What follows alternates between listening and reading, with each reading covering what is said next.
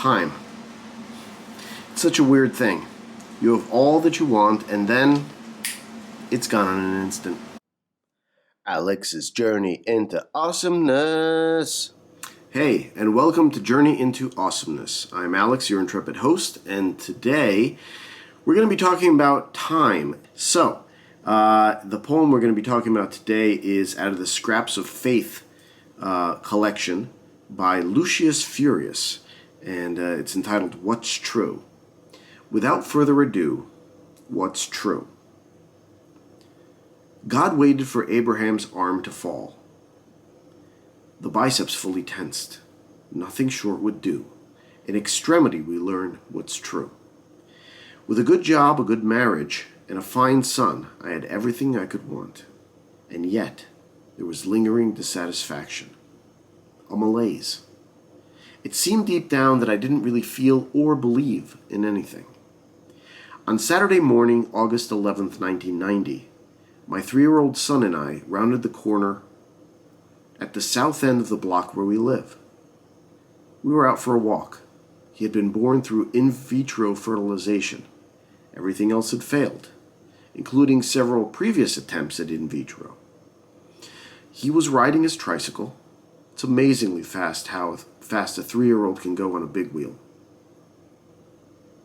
The house next to the corner had tall bushes growing right out of the sidewalk. As we passed the house, my son speeded up.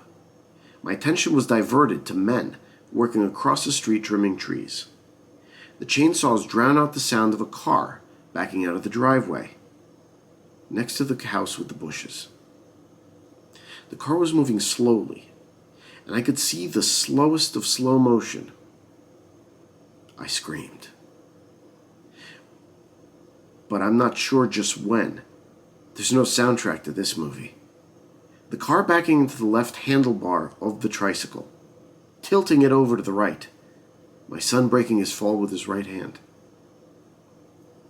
As low to the ground as he and the tricycle were, they could not be visible in the driver's rear side mirror. And then the car stopping.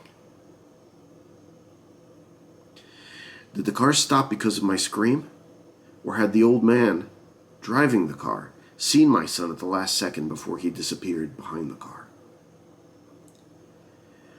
I learned instantly, with the terrible weight of that tire inches from my son's head, that I wanted, with a giant, horrible wanting, for this boy to grow up healthy and to have children of his own, who would, in turn, have children of their own.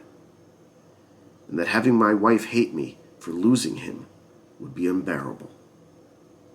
All the unfairnesses I had suffered in life, all of them, instantly became meaningless. Everything was clear. This is what I wanted. This is what I believed. I think we go through life wanting a lot of things. I want to be an actor. I want to be a producer. I want to be a writer. I want to be a director. I want to be all kinds of things. I want to be a YouTuber and have this show and have millions of viewers and have them all throw money at me. Is that important? No.